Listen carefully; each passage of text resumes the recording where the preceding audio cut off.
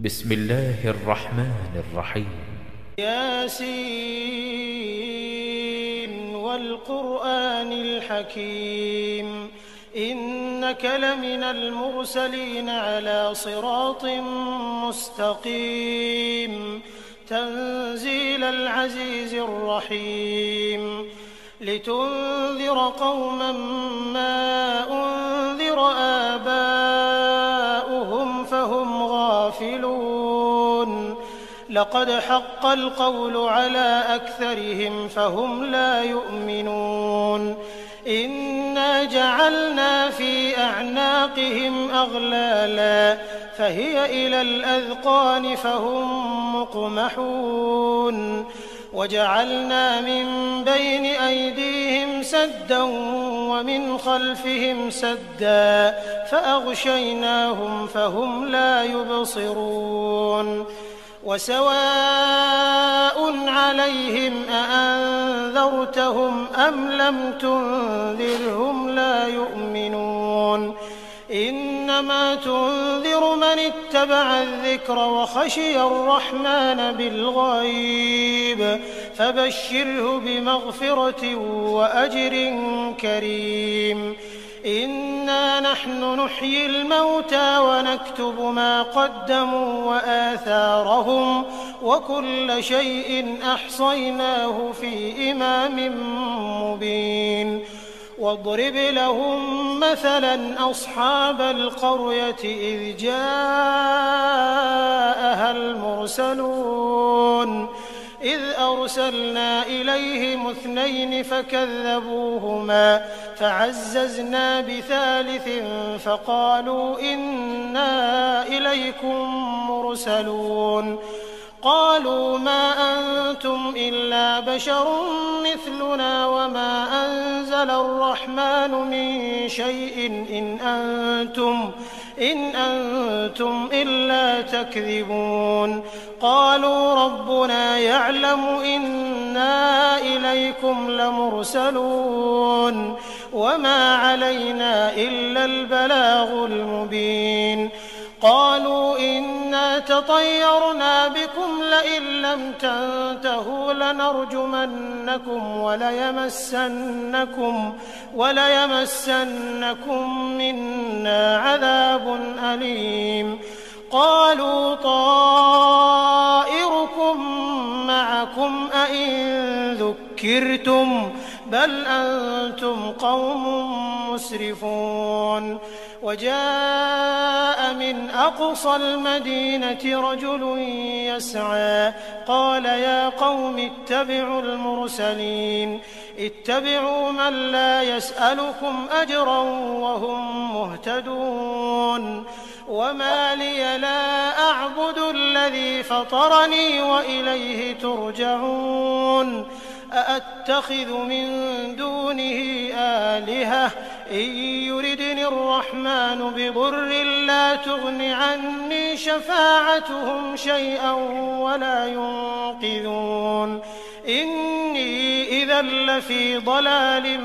مبين إني آمنت بربكم فاسمعون قيل ادخل الجنة قال يا ليت قومي يعلمون بما غفر لي ربي وجعلني من المكرمين وما أنزلنا على قومه من بعده من جند من السماء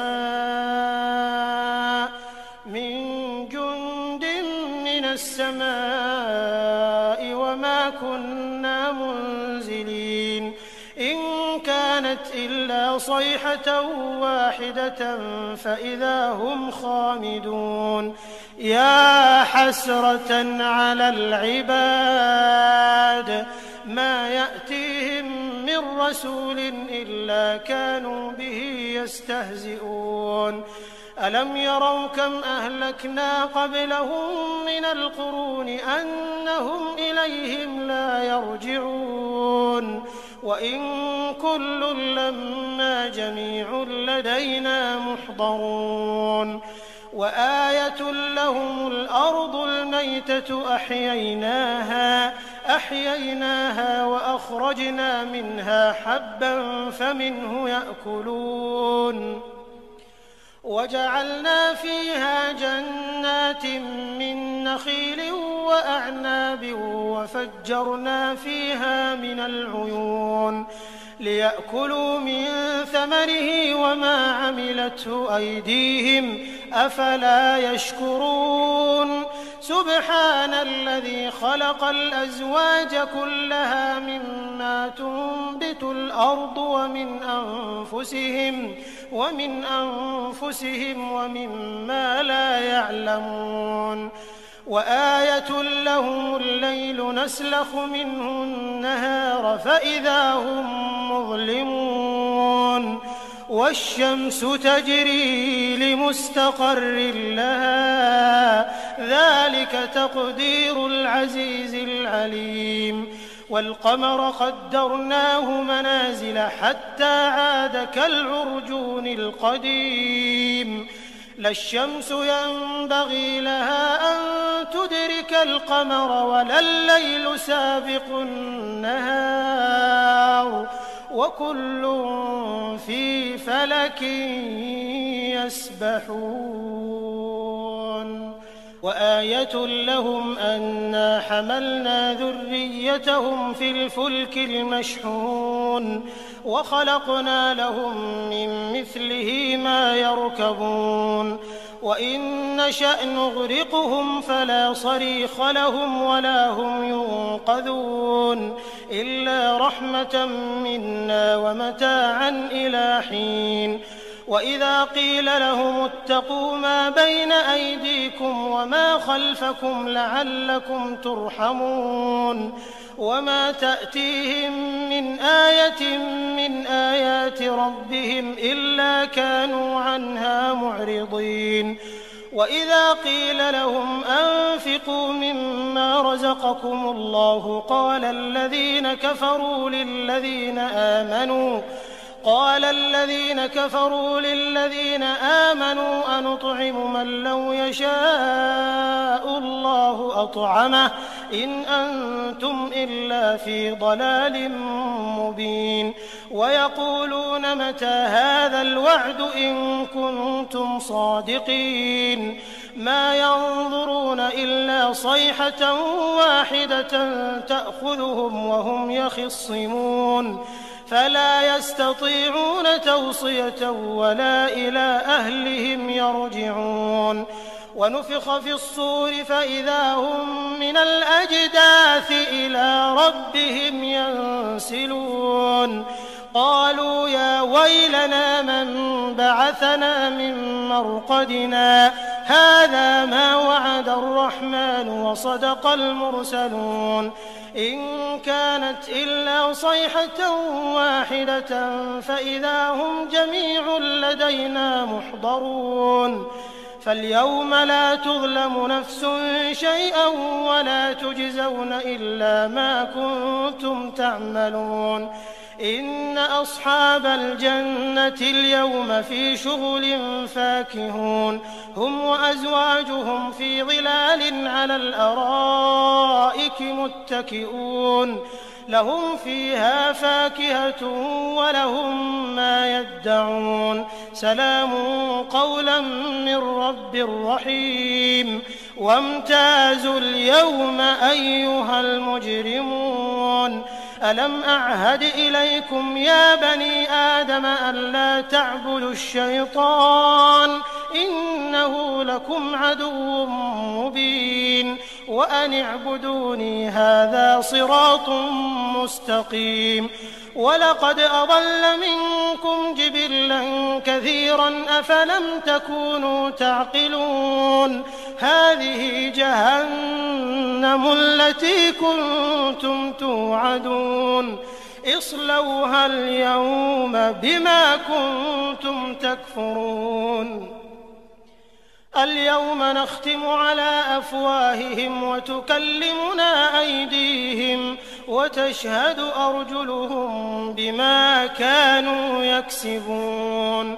ولو نشاء لطمسنا على أعينهم فاستبقوا الصراط فأنى يبصرون ولو نشاء لمسخناهم على مكانتهم فما استطاعوا مضيا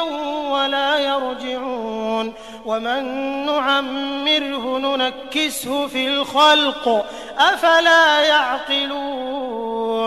وما علمناه الشعر وما ينبغي له إن هو إلا ذكر وقرآن مبين لينذر من كان حيا ويحق القول على الكافرين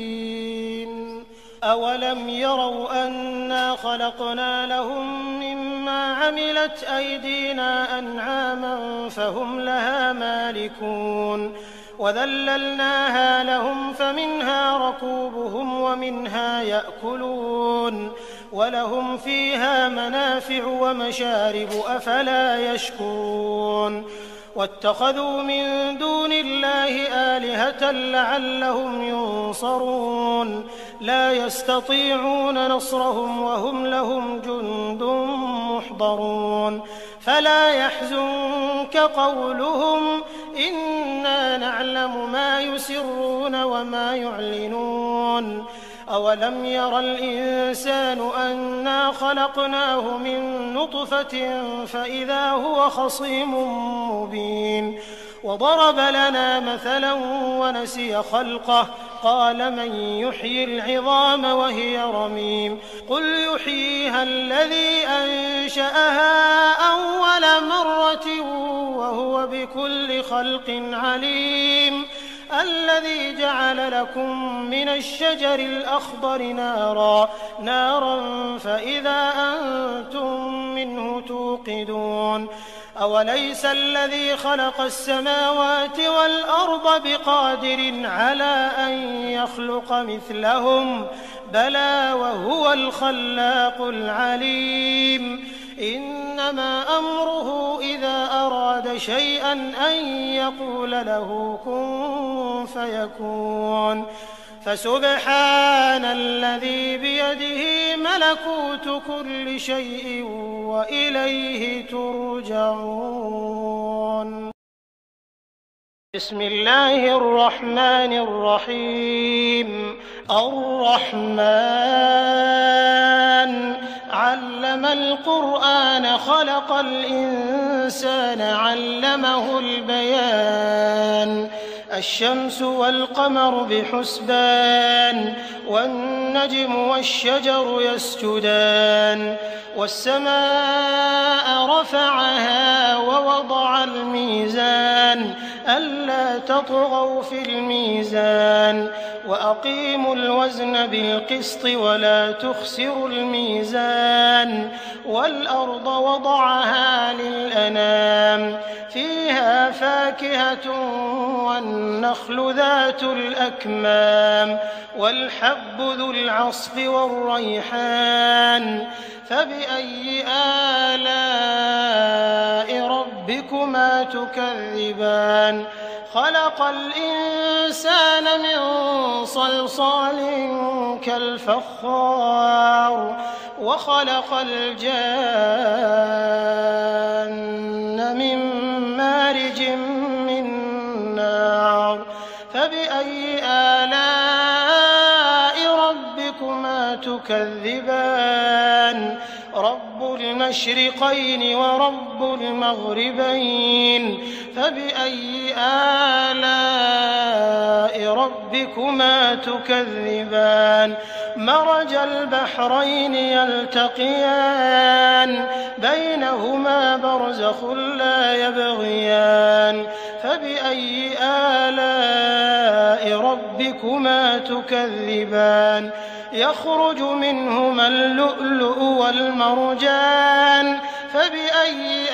آلاء ربكما تكذبان وله الجوار المنشآت في البحر كالأعلام فبأي آلاء ربكما تكذبان كل من عليها فان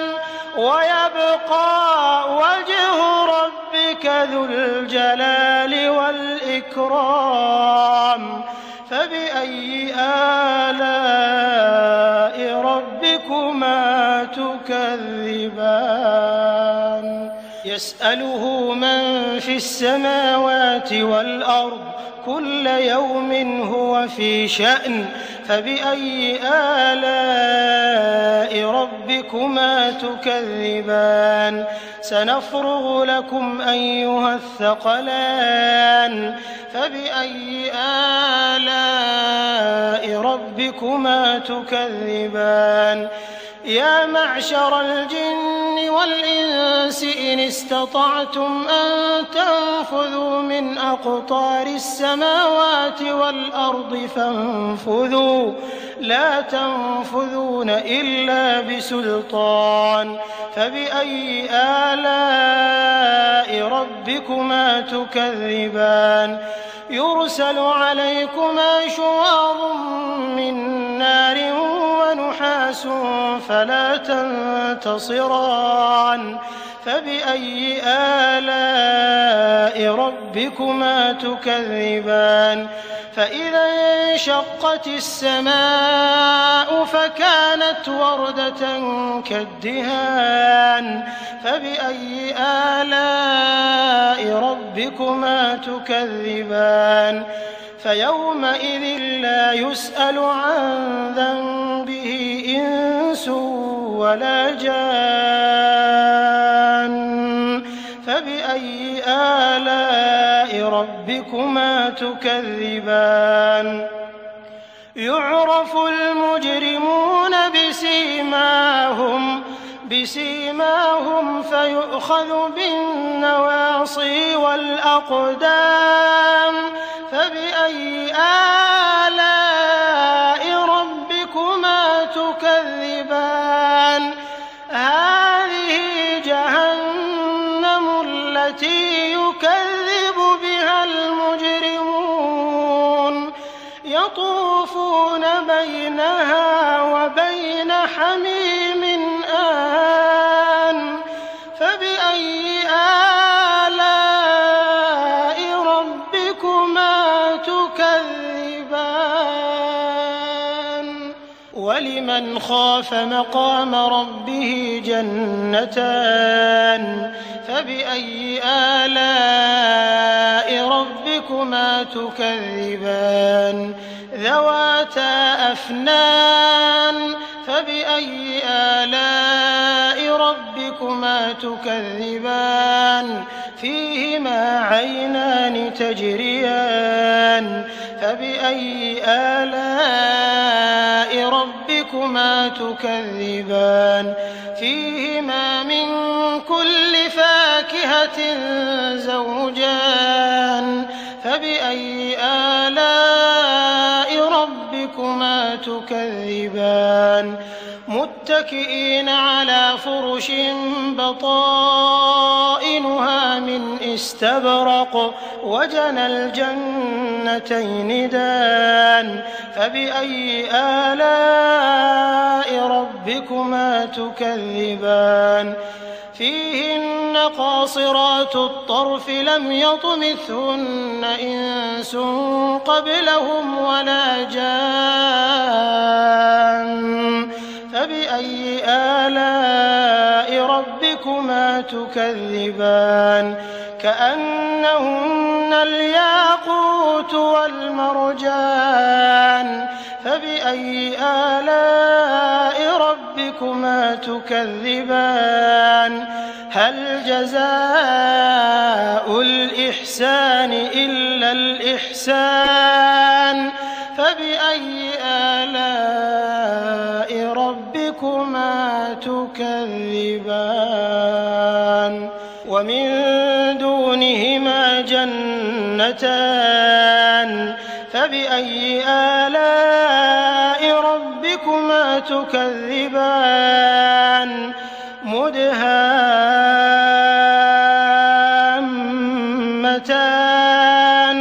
فبأي آلاء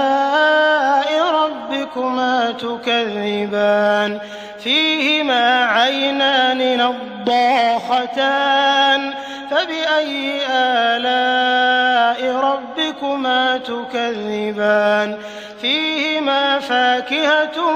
ونخل ورمان فبأي آلاء ربكما تكذبان فيهن خيرات حسان فبأي آلاء ربكما تكذبان حور مقصورات في الخيام فبأي آلاء ربكما تكذبان لم يطمثهن إنس قبلهم ولا جان فبأي آلاء ربكما تكذبان متكئين على رفرف خضر وعبقري حسان فبأي آلاء ربكما تكذبان تبارك اسم ربك ذي الجلال والإكرام